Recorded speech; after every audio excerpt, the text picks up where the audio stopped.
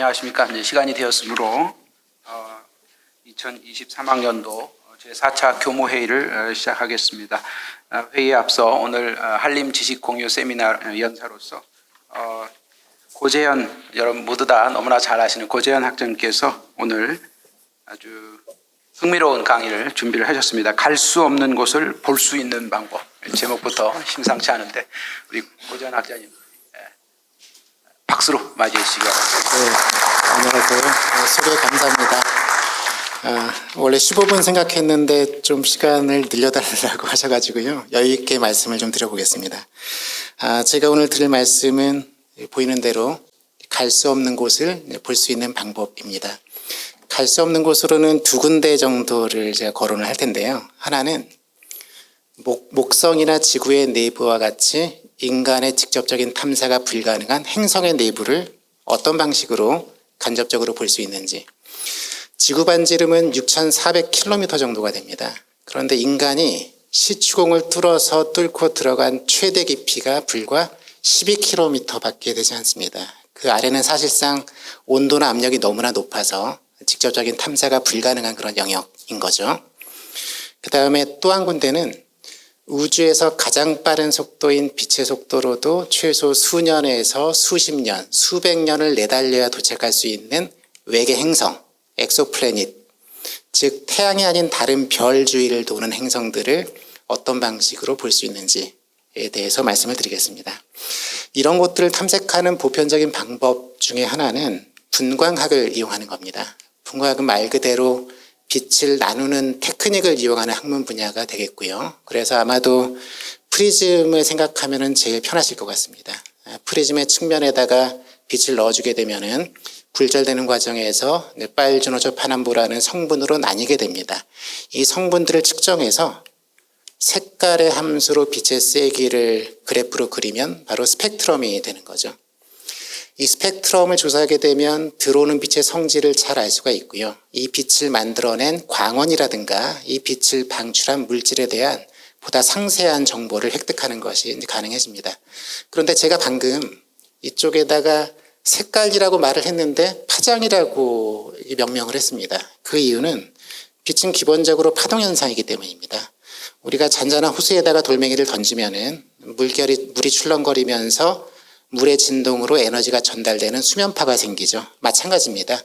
빛에는 전기장과 자기장이라는 두 개의 성분이 있는데 이 성분들이 진동을 하면서 1초에 30만 킬로미터라는 엄청난 속도로 에너지를 나르는 것이 빛 혹은 빛이 포함되어 있는 전자기파입니다. 그런데 이 성분들이 한번 진동하면서 나가는 거리가 사람으로 치면 보폭에 해당이 되는데요. 파장이라고 명명을 합니다. 따라서 빛은 파장으로 분류를 할 수 있습니다. 자, 빨간색으로 가보게 되면은 대략 머리카락 굵기의 100분의 1 정도가 되는 700나노미터의 파장을 가지게 되고요. 반대편 보라색으로 가게 되면은 한 400나노미터 정도의 파장을 가지게 됩니다. 제가 방금 빛을 파동이라고 얘기를 했는데 갑자기 뜬금없이 옆에 입자라는 표현이 나옵니다. 사실 우리의 일상생활에는 파동과 입자는 완벽히 구분되는 현상입니다. 입자 같은 경우에는 질량이 특정 위치에 국한돼 모여있는 예를 들어 야구공이나 먼지 입자 같은 걸 생각하시면 되고요. 파동은 지금 제가 말을 하게 되면 소리는 공간에 국한되지 않고 사방으로 퍼져나가잖아요.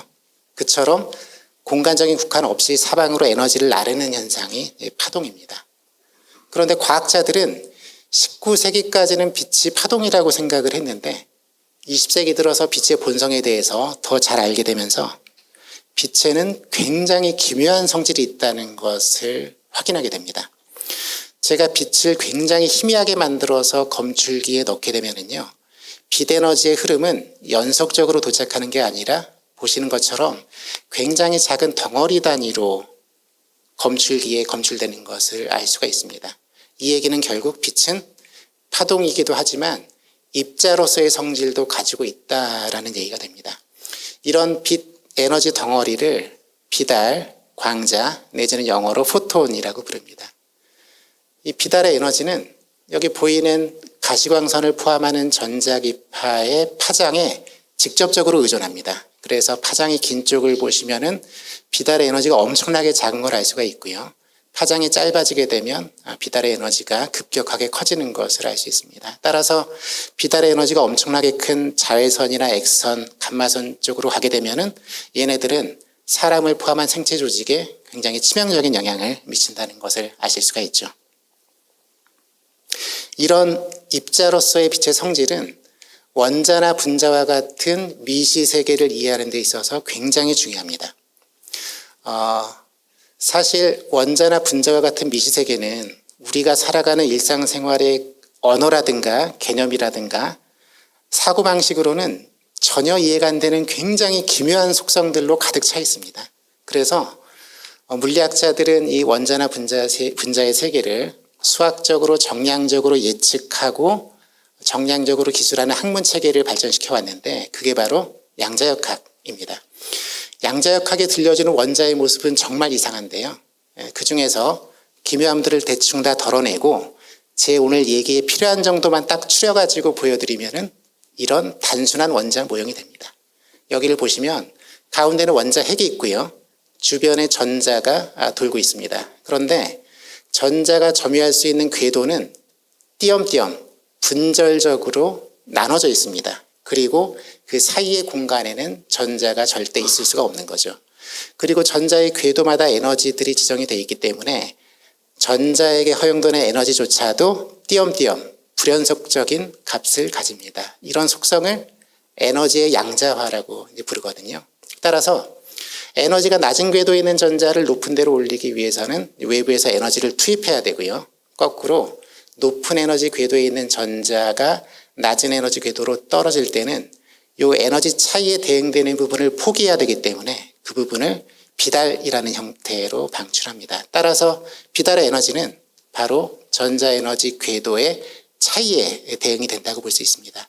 만약에 이 차이가 커지면 자외선이나 X선 비달이 나오게 되고요.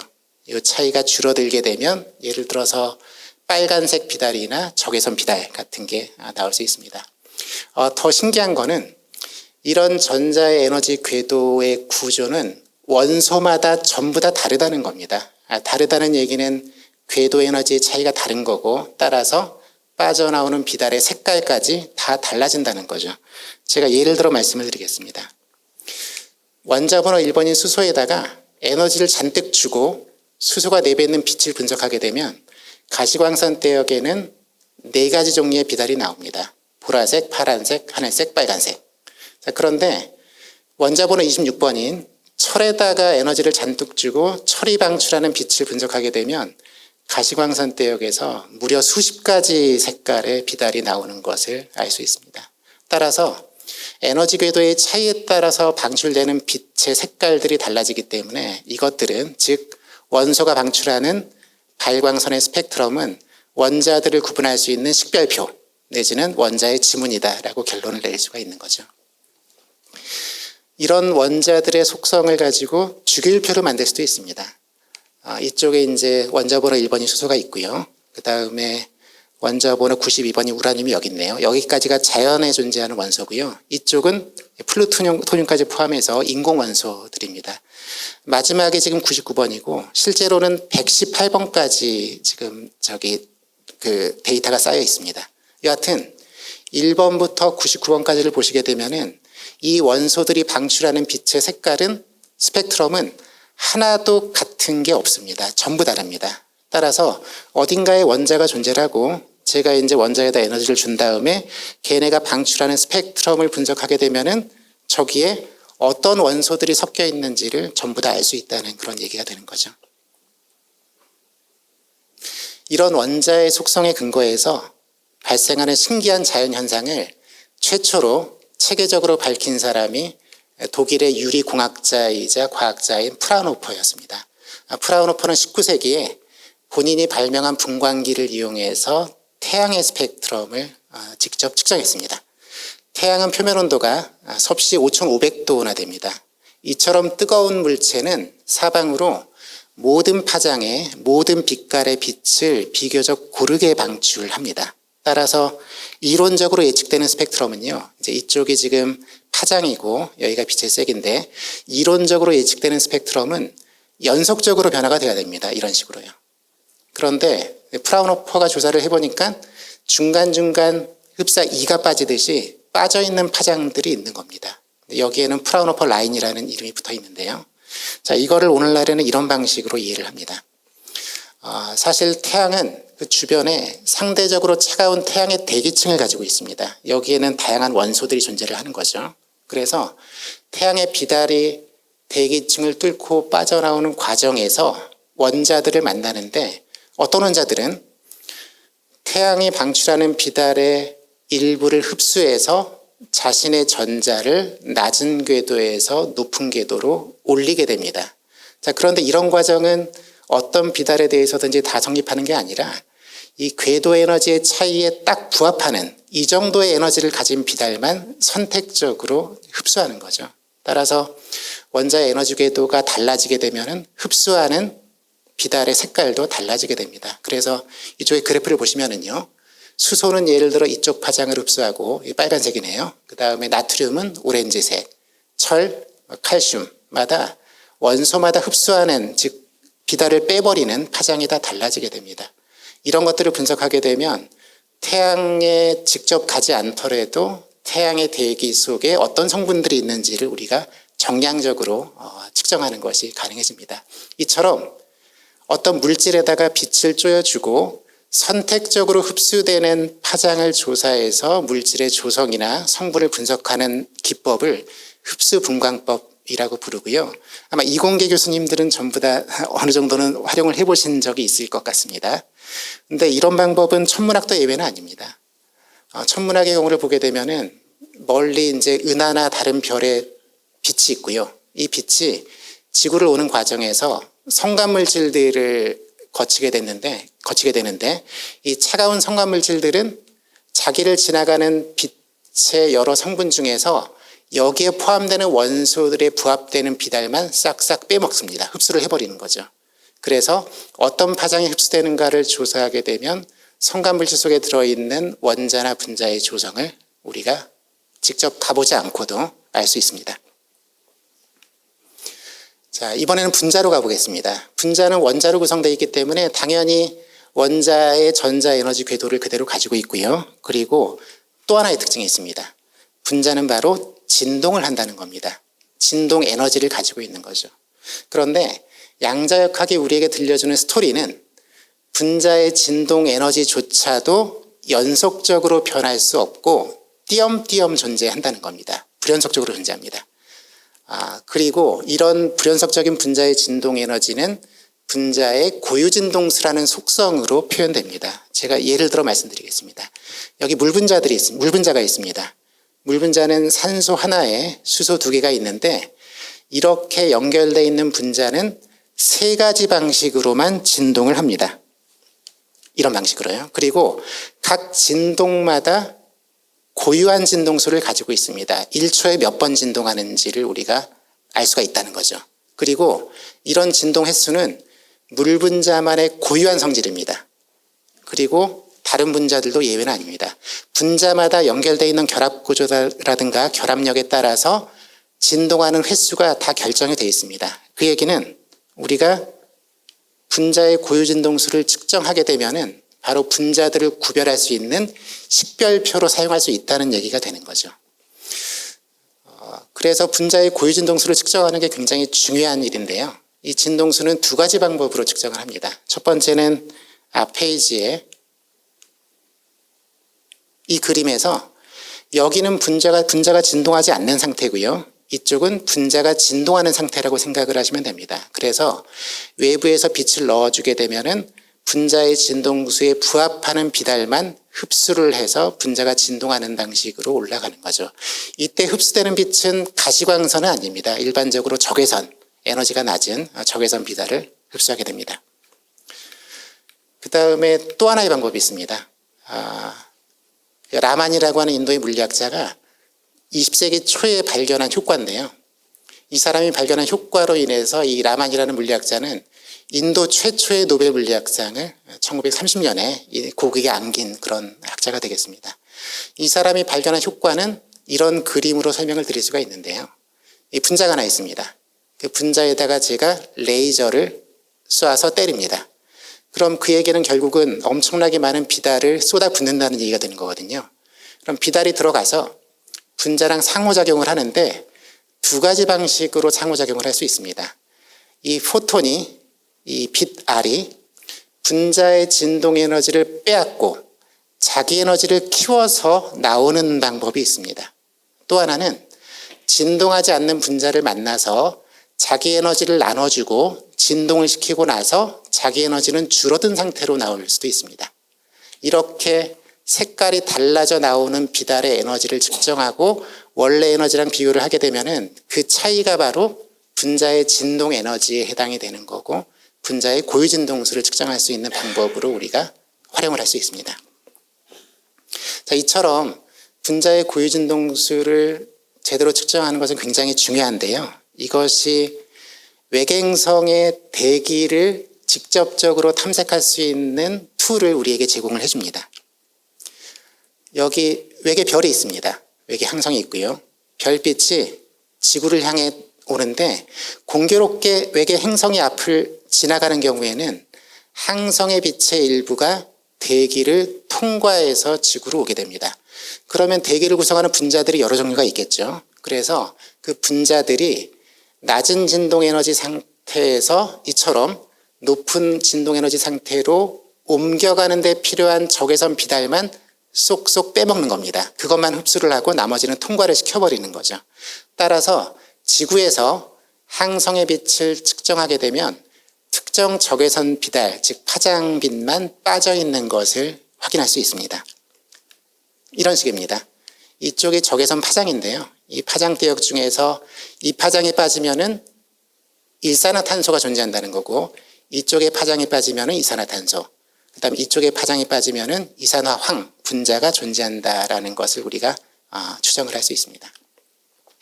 참고로 제가 어제 조사를 해보니까요.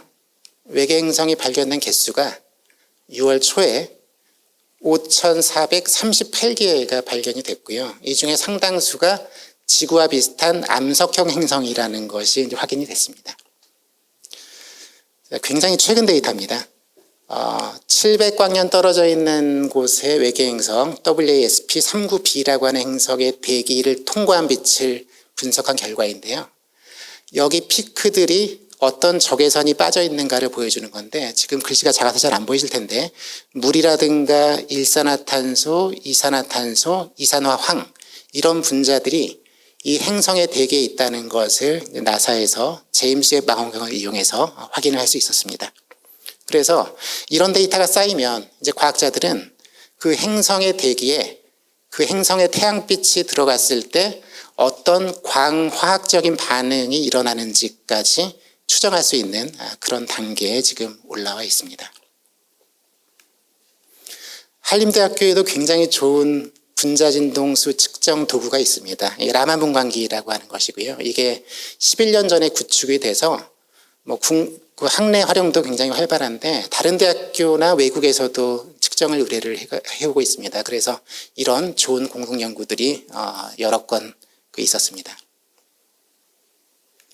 자, 지금부터는 행성의 내부로 가보겠습니다. 행성의 내부는 압력이 엄청나게 높은 장소입니다. 지금 우리가 숨쉬는 압력은 1기압인데요. 지구의 내핵의 압력을 보시면은 무려 370만 기압이나 됩니다. 그 정도의 높은 극한의 압력 조건 하에 물질의 성질을 연구하기 위해서는 결국 실험실에서 비슷한 조건을 구현하는 수밖에 없습니다. 거기에 사용되는 게 다이아몬드죠. 그래서 다이아몬드를 준비해서 마주보고 있는 쪽을 연마해서 평평하게 만든 다음에 시료를 넣을 수 있는 작은 방을 준비하고요. 이 방은 머리카락 굵기 한 2개나 3개 정도 폭을 가지는 방입니다. 이렇게 하고 달아나지 못하게 이제 양쪽에다 이런 것들을 둡니다. 그렇게 하고 스크류를 조정해서 누르게 되면은 이 사이에 끼어있는 시료가 느끼는 압력이 수십만 배의 기압까지 올라가는 것은 굉장히 쉽고요. 수백만 배까지 올릴 수 있습니다. 자, 그래서 제 연구실에서 쓰는 거를 직접 가지고 와봤는데요. 저기 보이는 그림에 있는 게 이거랑 똑같습니다. 이게 다이아몬드 엠빌이고 제가 이거를 분리를 하면은 여기 반짝거리는 게 혹시 보이시나요? 2개가? 이게 다이아몬드입니다. 이게 다이아몬드, 이게 진짜 다이아몬드입니다. 이게 실험용 다이아몬드고요. 이게 사실은 이게 압력을 가하다가 부딪혀가지고 깨지는 경우가 종종 있어요. 그러면은 깨지면 400만 원이 바로 날아갑니다. 그때 그만큼 비싼 실험인데.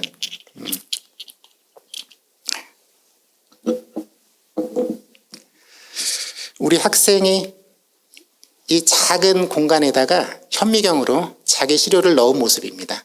여기 들어가 있는 시료는 태양전지용 후보 물질 중에 하나입니다. 그래서 시료를 넣고 액체를 같이 넣어가지고 그 하이드로스태틱 프레셔 조건 하에서 눌리게끔 그렇게 조정을 해줍니다. 실험 데이터를 좀 보여드리겠습니다. 학생이 12만 기압까지 누르면서 분자 진동수를 측정해 봤습니다. 진동수를 측정해 보니까 특정 압력 하에서 진동수가 급격하게 바뀌는 그런 조건이 있다는 것을 확인했습니다. 이때는 보통 수증기가 물이 되거나 물이 얼음이 되는 방식처럼 물질의 상이 바뀌는 그런 구간입니다. 그래서 물질의 상태가 바뀐다는 것을 확인을 하고 지금 그 저널에 투고를 한 상태입니다. 자, 이거는 약간 옛날 데이터인데요. 이 경우에는 아크릴을 눌러봤습니다. 아크릴은 수족관의 창이라든가 뭐 일상생활에 굉장히 많이 활용되는 구분자죠. 그래서 이 경우에는 저희가 다이아몬드가 하나 부러지는 아픔을 감수하고 32만 기압까지 이제 올렸습니다. 그리고 나서 측정한 게 당연히 내부의 진동을 측정을 했는데 그 진동에서 확인할 수 있는 속성 중에 하나가 음속도입니다. 음속도. 제가 지금 말을 하면은 이거는 공기 중에 1초에 340m의 속도로 퍼져나가고요. 선생님들이 수영장 내에서 물속에서 헤엄을 치면서 말을 하게 되면은 그때 음속도는 1초에 1400m 정도의 속도입니다. 그런데 아크릴 내 음속도라는 건 이런 겁니다. 제가 아크릴을 준비해서 한쪽을 탕 때리면 그 진동이 옆으로 전파되는 속도를 얘기를 하는 겁니다. 그래서 그 속도를 측정을 해보니까 1기압 조건 하에서는 대략 1초에 2500m 정도를 진행을 하는데 32만 기압 정도로 눌려서 이제 고압의 환경 하에서 빽빽하게 눌리게 되면 무려 1초에 9km 정도를 진행한다는 것을 확인할 수 있었습니다. 그래서 기존의 그룹들은 여기까지 연구를 했었는데요. 저희가 확장을 해서 논문으로 보고를 할 수 있었습니다. 이런 테크닉을 연장하게 되면 사실 행성의 내부를 연구하는 수단으로 활용할 수 있습니다. 목성 같은 경우에는 주성분이 수소거든요. 그래서 수소를 그 다이아몬드 사이에 넣고 누르는데 지금 이 그룹 같은 경우에는 무려 대기압의 한 320만 배의 압력으로 누른 케이스가 되겠습니다. 이렇게 누르면서 수소가 형성하는 구조의 분자 진동수를 추정을 해보니까 기존에 보고됐던 수소의 상들 이외에 새로운 상이 보인다라는 것을 최초로 확인을 하고 네이처에 논문을 하게 됐었죠. 사실 수소는 굉장히 신기한 물질인데 사람들이 상상하기로는 목성의 내부에는 금속으로 되어 있는 수소가 있을 것이다 라고 상상을 하고 있습니다. 그런 이론이 있고요. 근데 아직까지 실험실에서 금속 수소를 구현한 사람은 그룹은 없습니다. 만약에 그게 구현이 된다고 하면은 아마도 노벨 물리학상은 따놓은 당상일 거라고 예상을 지금 하고 있습니다. 그래서 이런 고압 실험을 통해서 행성의 내부의 조건을 간접적으로 구현을 하고 분광법으로 조사를 하는 그런 테크닉이 지구 물리학자들을 중심으로 해서 굉장히 활발하게 연구가 되고 있습니다. 자, 여기 보이는 그림과 사진은 두 번의 천문학의 혁명과 관련되어 있는 그림 사진인데요. 왼쪽 같은 경우에는 천동설을 묘사한 거죠. 중세시대 그림인데 가운데는 지구가 있고 천구들이 이런 식으로 감싸고 있습니다. 그리고 천구에 붙어 있는 행성이라든가 태양이라든가 별이 지구를 중심으로 돌고 있죠. 이런 천동설은 아시는 것처럼 코페르니쿠스, 갈릴레오, 뉴턴을 거치면서 이제 무너지게 됩니다. 그래서 지구의 지구 중심설이라고 하는 것이 이제 무너지는 거죠. 오른쪽은 우리 은하의 중심부입니다. 그리고 20세기 초의 천문학계의 가장 치열한 논쟁은 우리 우주에 우리 은하만 존재하는지 외부 은하가 별도로 존재하는지에 대한 거였습니다. 그 치열한 논쟁에 마침표를 찍은 사람이 허블이었죠. 그래서 허블이 외부 은하가 존재한다는 객관적인 실험적인 증거를 대고 은하와 은하 사이의 거리가 급속히 멀어지고 있다는 것까지 밝히면서 우주가 팽창한다는 사실까지 이제 밝힌 게 20세기 초입니다. 그래서 두 번째 천문학 혁명은 우리 은하만 존재하지 않는다라는 것을 자각한 이제 그런 계기가 됐습니다. 근데 제 개인적인 생각은 요즘에는 그 세 번째 천문학 혁명이 지금 일어나고 있는 단계라고 생각이 됩니다. 아까 말씀드린 것처럼 외계 행성의 숫자가 급격히 늘어나고 있고요. 추정하기로는 지금 우리 은하만 하더라도 최소한 수백만 개의 외계 행성이 존재를 하고 그 중에서 암석형 행성의 수는 수십억 개 정도가 될 거라고 예상을 합니다. 그러니까 수백억 개의 외계 행성 중에서 암석형 행성은 수십억 개가 될 거라고 예상을 하고 있거든요. 그 정도 행성 내에서 생명체가 지구에만 존재하느냐라고 생각을 하면은 통계적으로 생각하면은 당연히 그거는 말이 안 된다라는 판단이 개인적으로는 듭니다. 그래서 지금 많은 천문학자들이 특히 우주 생물학자들이 아마도 늦어도 1세기 이내에는 외계 생명체 내지는 외계 생명체의 지표가 외계 행성의 대기에서 발견될 것이라고 예상을 하고 있습니다. 그런 외계 생명체의 존재가 만약에 드러난다고 하면은 그거는 제 생각에는 과학뿐만 아니고 우리의 문명, 문화, 철학적인 어떤 면에서도 굉장히 커다란 충격을 줄 거라는 생각이 들거든요. 그래서 그런 부분들에 대한 나름대로의 학문적인 준비 같은 게 좀 필요하지 않을까라는 개인적인 생각을 좀 해봤습니다. 여기서 제가 문제를 하나 드리겠습니다. 이 문제를 맞춘 교무위원님께는 제 최근 책을 하나 선물로 드리려고 하는데 가지고 왔습니다. 이 네 장의 사진이 있는데 이 사진의 공통점이 뭘까요? 제가 원하는 답을 해주셔야 됩니다.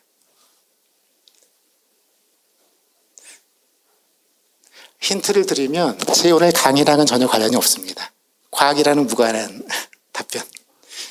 이 정답입니다. 공통점이 뭘까요? 그 너무 뻔한 답변이시고요. 예, 예, 뭐 비슷한데 그 제가 원하는 답변은 아닙니다. 예, 예, 그것도 제가 원하는 답변은 아니고요. 굉장히 쉬운 답인데. 직접광과 간접광? 아니요. 그것도 제가 원하는 답은 아닙니다. 과학이랑은 전혀 관련이 없습니다. 과학이랑 관련 없어요.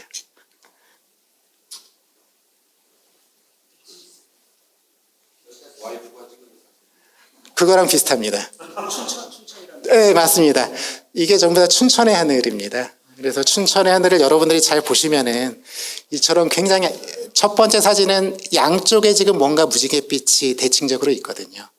이거는 햇물이고 무지개고 이건 석양입니다. 그래서 제가 드리고 싶은 메시지는 이런 빛의 현상은 우리에게 아름다움과 경외심을 주기도 하지만 이 빛들을 분광법으로 자세히 분석을 하게 되면 거기에는 자연과 우주의 비밀이 이제 숨겨져 있다. 그거를 밝히는 게 분광법이 이제 하는 역할이다라는 말씀을 드리고 싶었고요. 자, 이제 마지막으로 저희 이제 스쿨에서 진행되는 공동연구를 하나 소개를 해달라고 하셔가지고요. 저희가 최근에 기초연구실 과제를 수주를 했습니다. 그래서 책임 연구자는 이정민 교수님이고요. 저희 3명이 지금 공동연구자로 들어가 있습니다. 3+3이기 때문에 기간이 꽤 길더라고요. 저희가 하고자 하는 것은 3D 나노 프린팅 기반 양자 소자 어셈블리라고 하는 다소 복잡한 주제이긴 한데 핵심은 빛입니다. 보시면은 단일 광자라고 되어 있잖아요. 이것은 싱글 포톤, 즉 단일 비달을 컨트롤하는 광원을 만들겠다는 겁니다. 그래서 단일 비달을 만들고 걔네들을 커플링해서 다른 쪽으로 보내서 예를 들어서 양자 소자에 활용될 수 있게끔 하는 플랫폼을 만들겠다는 것이 이제 본 연구의 주요 목표가 되겠습니다. 그래서 아마도 이게 성공적으로 수행이 되면 현재 저희가 별도로 지금 신청해 놓은 IRC가 만약에 된다고 했을 때는 양자 소자팀과 시너지를 낼 수 있는 그런 아주 좋은 과제가 될 것 같습니다. 이렇게 소개를 드리고요. 이게 마지막 페이지니까 이상으로 마치도록 하겠습니다. 감사합니다.